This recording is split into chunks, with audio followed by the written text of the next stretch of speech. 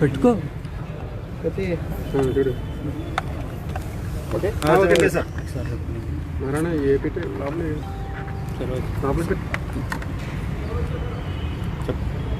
ఆంధ్రప్రదేశ్లో మా దళిత నాయకుడు మాజీ పార్లమెంట్ సభ్యులు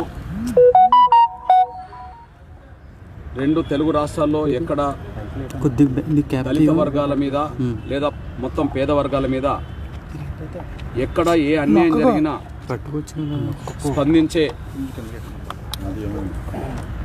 పోరాట స్ఫూర్తి గల నాయకుడు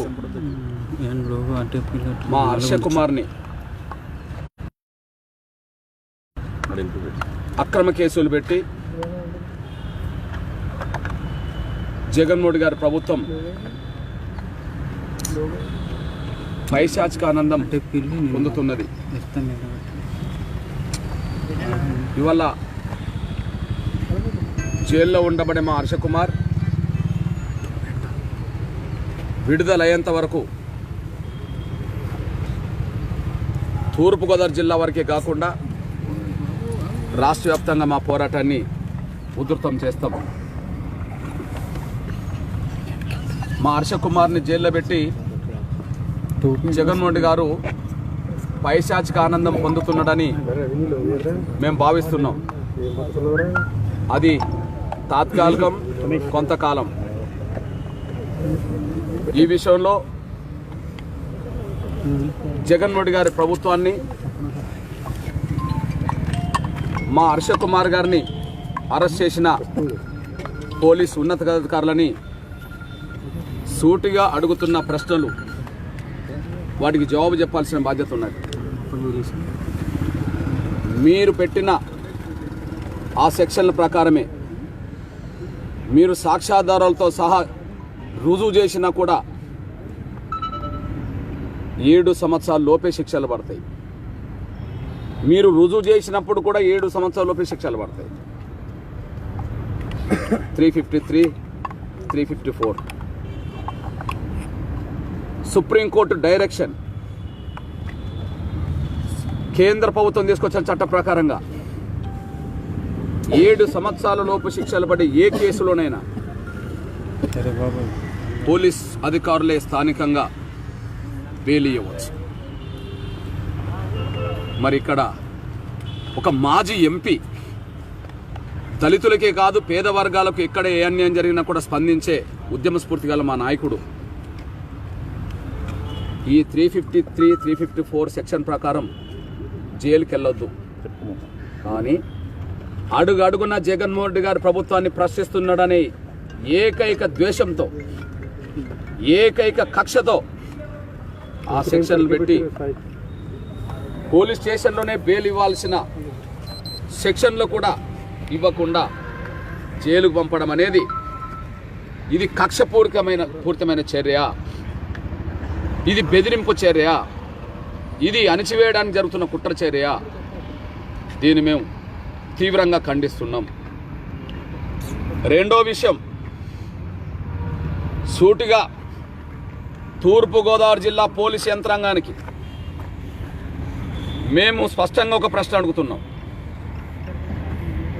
మా హర్ష కుమారే గనక దళితుడు కాకపోతే ఒక కాపు సామాజిక వర్గమో, లేదా ఒక కమ్మ సామాజిక వర్గమో, ఒక రెడ్డి సామాజిక వర్గమో అవుతే అదే కేసుల్లో అరెస్టులు అవుతారా? ఎన్టీ రామారావు గారు బర్తరపైన రోజుల్లో, ఎన్టీ రామారావు గారు చనిపోయిన సందర్భంగా రాష్ట్రంలో ఎన్నో విధ్వంసాలు జరిగినాయి. ఆ కేసులను ప్రభుత్వమే ఎత్తేసుకున్నది. రెండోది, రాజశేఖర్ రెడ్డి గారు చనిపోయిన సందర్భంగా 2 రాష్ట్రాల్లో జరిగిన అలజడి విధ్వంసాల కేసుల్లో ఆనాడు ప్రభుత్వమే ఎత్తేసుకున్నది. మూడోది, ఈ తూర్పుగోదావరి జిల్లాలోనే విధ్వంసం, రైల్వే ఆస్తుల తగలబెట్టడాలు, పోలీస్ స్టేషన్లను తగలబెట్టడాలు, పదుల సంఖ్యలో పోలీసు వాహనాలు తగలబెట్టడాలు, తునిలో జరిగిన సంఘటన భారతదేశానికి ప్రపంచానికి తెలుసు.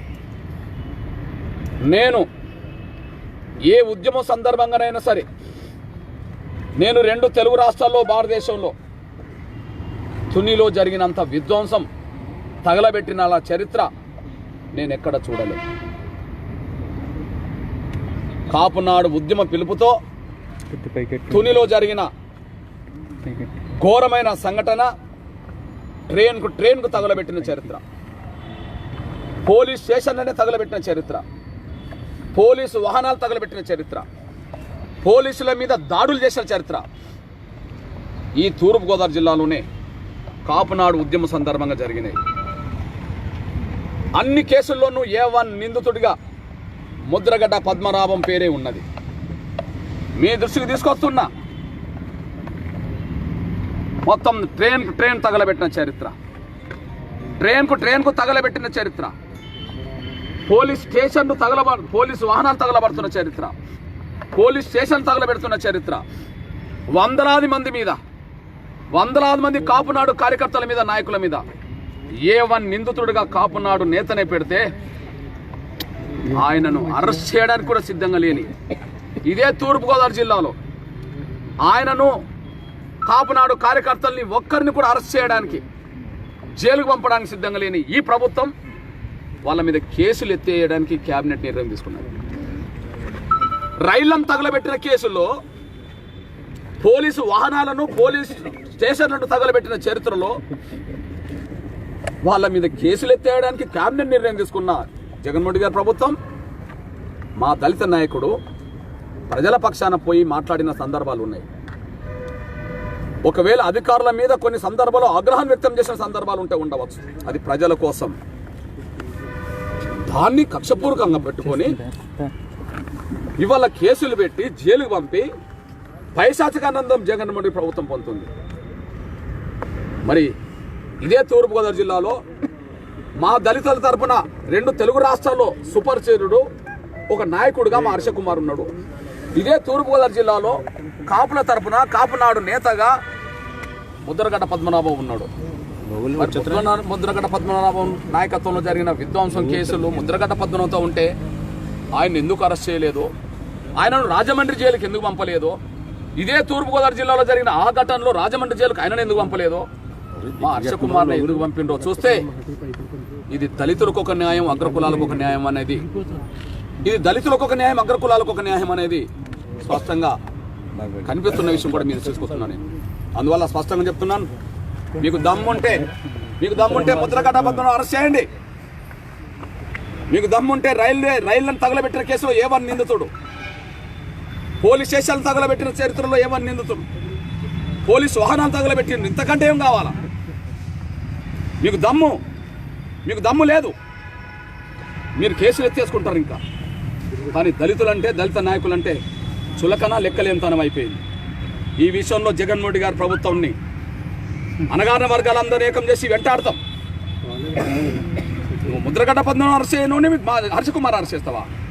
హర్షకుమార్ అరెస్ట్ చేస్తే మా దళిత జాతులన్నీ మౌనంగా ఉంటాయి, భయపడిపోతారు అనుకుంటున్నావా? మా ఓట్ల ద్వారా నువ్వు అధికారంలోకి వచ్చావు, మమ్మల్ని వేధిస్తావా? మా దళితులు, మా గిరిజనులు, మా బలహీన వర్గాలు, మా పేద వర్గాలకు సంబంధించిన మైనార్టీలు ఓట్లేస్తే నువ్వు అధికారంలోకి వచ్చావు, అధికారంలోకి వచ్చి మా వర్గాలను వేధిస్తావా? ఈ పరిస్థితిలో మా పోరాటాన్ని కొనసాగిస్తాం. ఒకటి మేము చెప్తున్నాం, వెంటనే విడుదల చేయకపోతే, క్రిస్మస్ లోపే విడుదల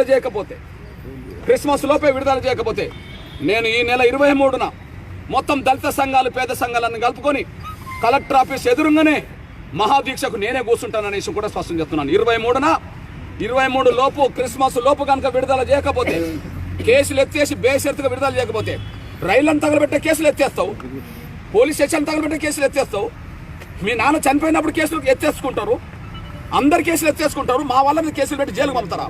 కాబట్టి క్రిస్మస్ లోపు 23 తారీఖు లోపు కనుక కేసులు ఎత్తేసి బేషరతుగా విడుదల చేయకపోతే 23వ తారీఖు నాడు ఈ తూర్పుగోదావరి జిల్లా కలెక్టర్ కార్యాలయం ముందే నేనే పేద వర్గాలందరం కలిపి వేల సంఖ్యలో మహాదీక్ష చేస్తాం, మా నాయకుడిని విడుదల చేయించుకుంటాం అనేసి కూడా స్పష్టం చేస్తున్నాం.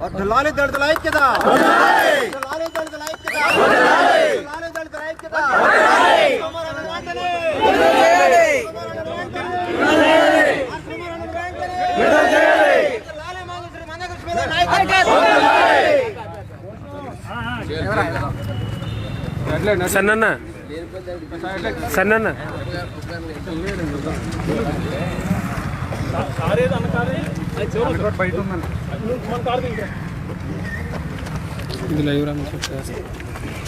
కారణాలు ఏమైనా 23 సిద్ధంగా ఉండండి. ఇంత విషయాలు తర్వాత మాట్లాడు. 26 వాయిదా 26 తర్వాత నేను వచ్చిన ఉన్నది క్రిస్మస్ లోపు 5 విడుదల కావాలి.